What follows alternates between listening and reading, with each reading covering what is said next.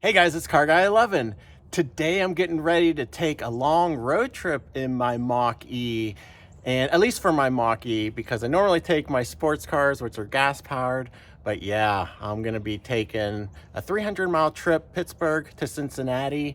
Now, I did this trip 2 years ago when I first bought my Mach-E, and it was pretty seamless experience, not too bad, so hoping for the same. Now some things have changed in the last 2 years. First of all, the battery has aged. I have over 16,000 miles on this car. Also, the range estimation, they've changed the algorithm so it's more accurately predicting, although, as I'm going to show you here in a bit, it's still showing, I think, overly optimistic range, but we're not going to really go by that, so it's not that big a deal. In addition, we got bluecruise 1.3 versus bluecruise 1.0. So very excited to see how 1.3 does out on the highway. But yeah, I'm going to take you along for the ride. Hopefully no issues. Oh, and I forgot to mention one of my biggest changes in the last 2 years is the new Goodyear WeatherReady 2 tires.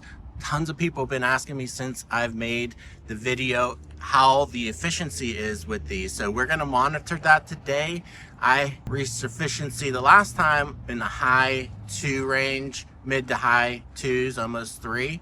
So we're going to see today if that range drops with the new tires. So let me take you in the car and we'll clear out the trip computers and I'll show you what charging stops we're looking at. Okay, getting in the car, first thing I want to do is clear my trip computers.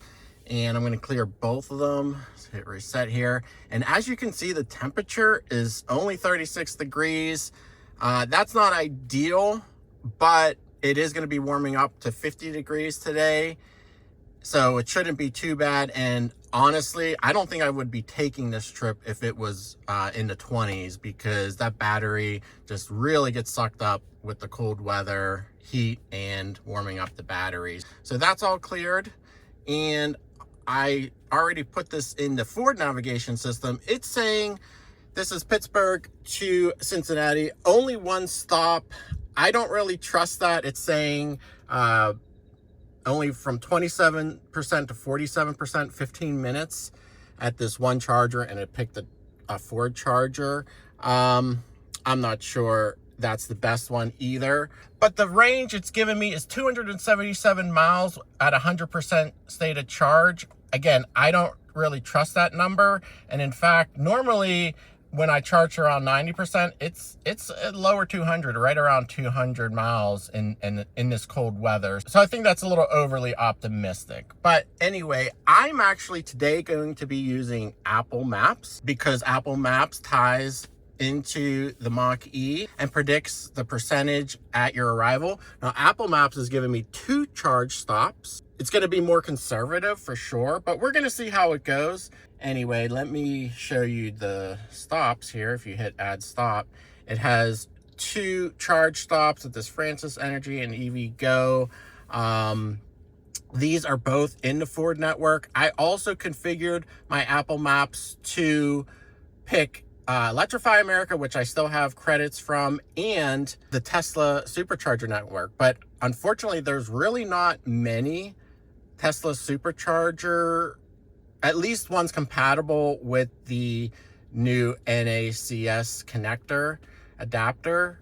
Those are version 3 and version 4, I believe. So there are not that many along this route. So this is I-70 and I-71. But actually what Apple Maps is showing here, I'll have 41% at this first charging stop. And up here it's showing I have to go 127 miles for that first charging stop. So I should easily be able to get there with the 100% battery. But anyway, yeah, we're going to set off and I will update you along the way. Actually, the app shows this better. I wish the CarPlay screen showed it, but the 2 stops and then I would reach my end location with 16% battery.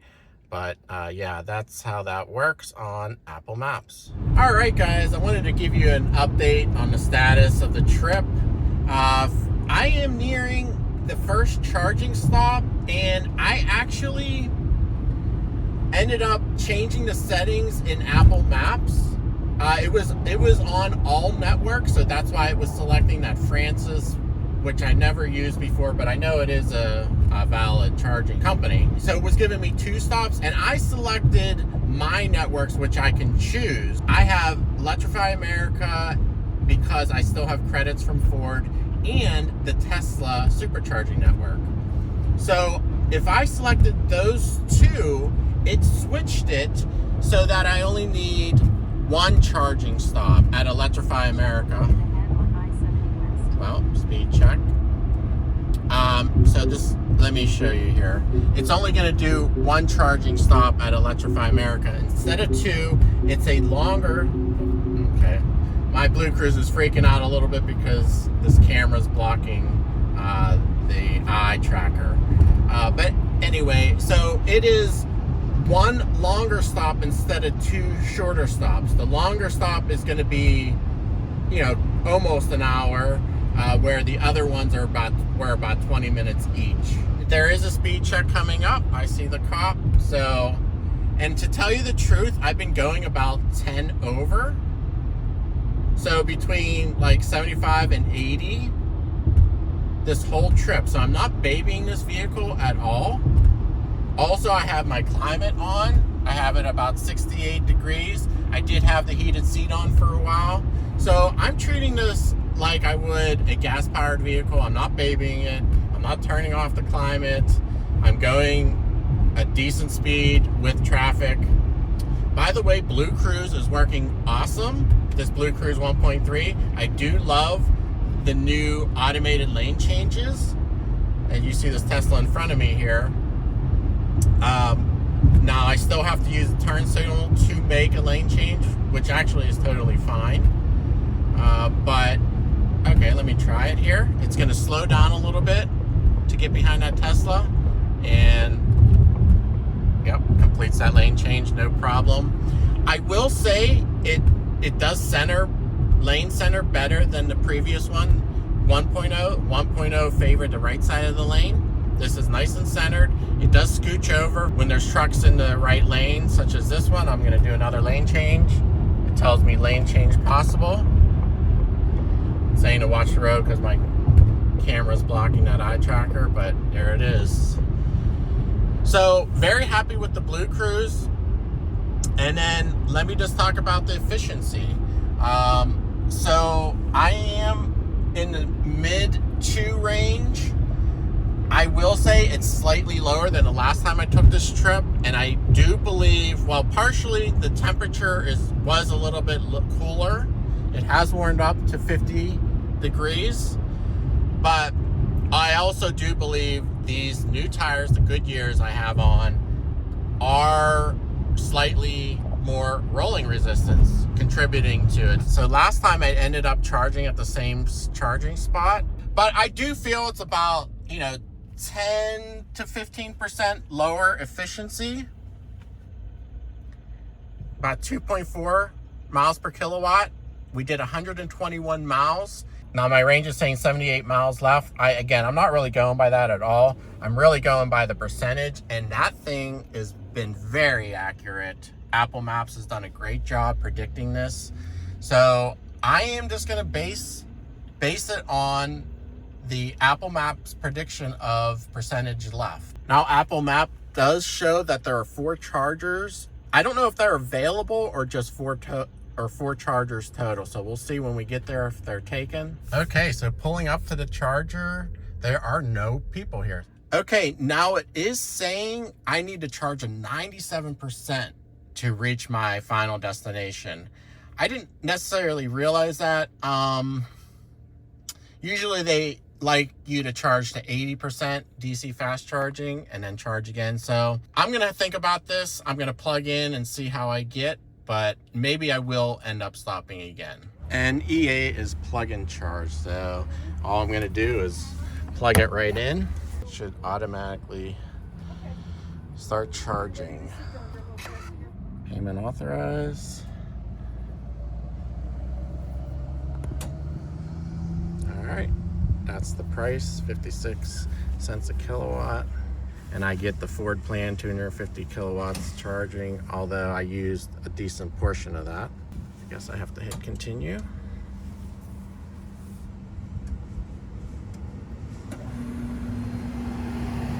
And there we go.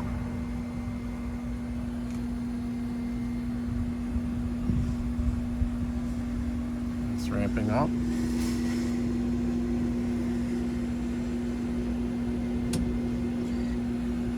Oh, charging error. Okay, well, the 350 kilowatt station charger aired out after it started charging, so hopefully these 150 ones work okay. And the Mach-E only charges up to like 160, so I think it'll be okay to use this one. Same price. Hopefully these connect. There is a Lucid behind me charging at another 350 kilowatts charger. It seems like they're doing okay. Starting, ramping up.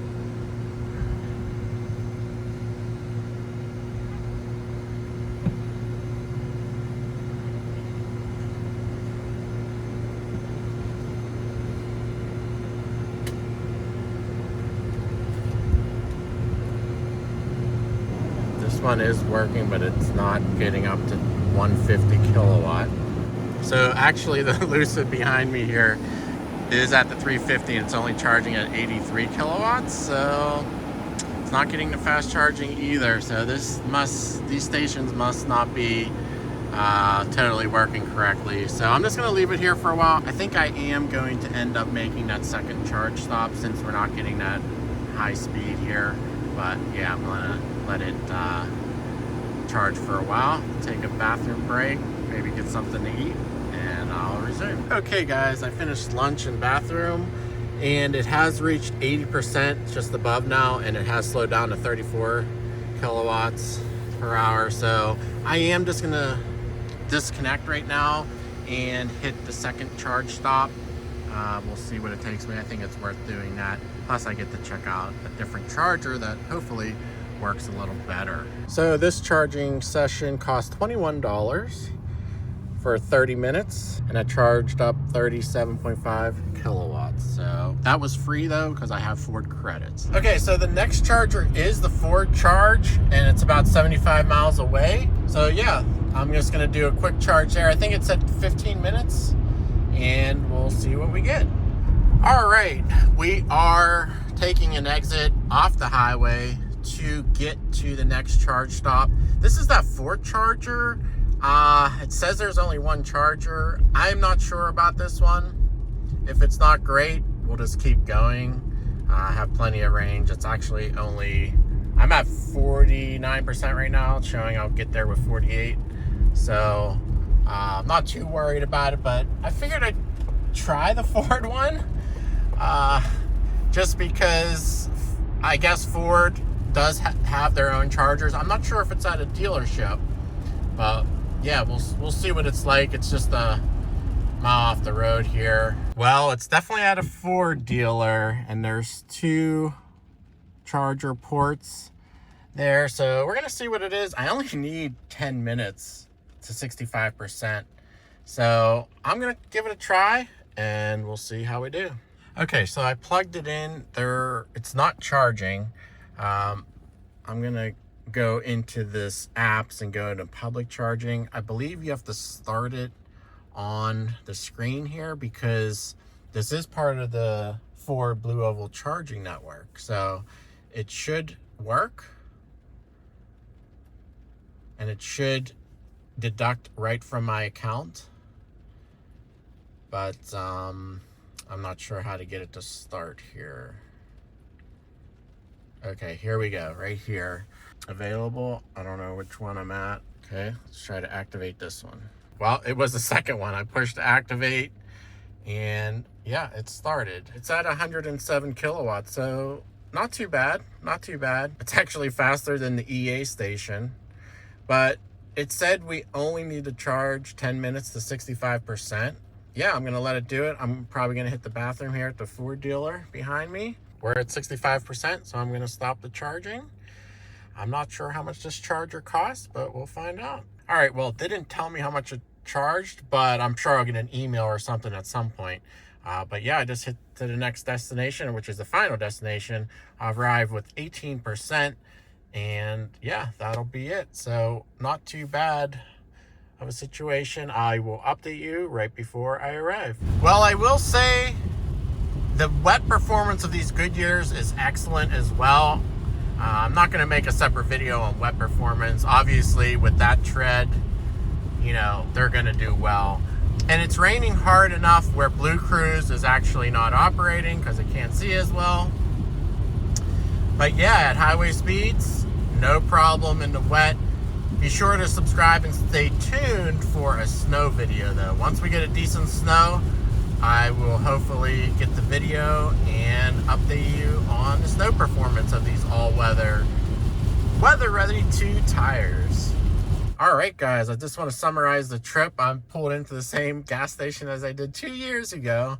Just to sum up, we did 284 miles, about 5 hours, and my efficiency was 2.4 miles per kilowatt hour. So that is lower than it was the last time. And like I said earlier, I believe these tires do have, I mean, obviously have more rolling resistance due to the tread. But you know what? I'm willing to take that penalty because of the added grip. They did wonderful in the rain. They grip well in the dry. Again, stay tuned for a snow video. I'm sure they're going to do great.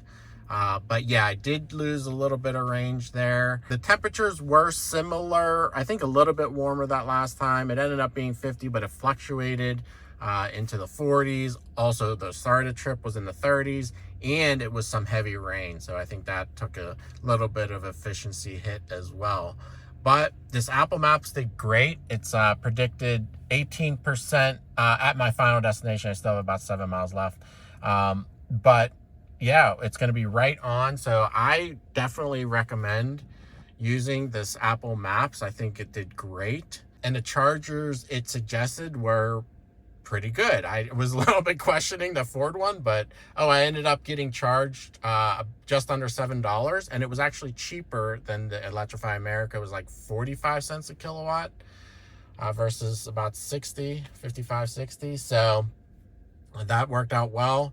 And overall, I love this vehicle. It's so comfortable, quiet. The bluecruise is amazing on a long trip like this. You know, things may have been different if it was very cold out, and I will admit that. And I will say gas is still a little bit more convenient. But for me, I don't really take too many long trips in this vehicle, and it's fine. You know, once or twice a year if I'm doing DC fast charging, big deal. It's not the end of the world.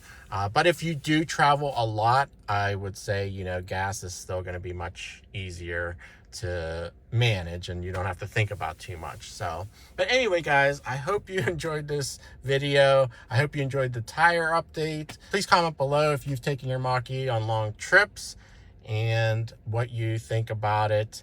But overall, I'm still very happy with this vehicle. So thanks for watching. Please subscribe for more. Give it a thumbs up, and I'll see you in the next video.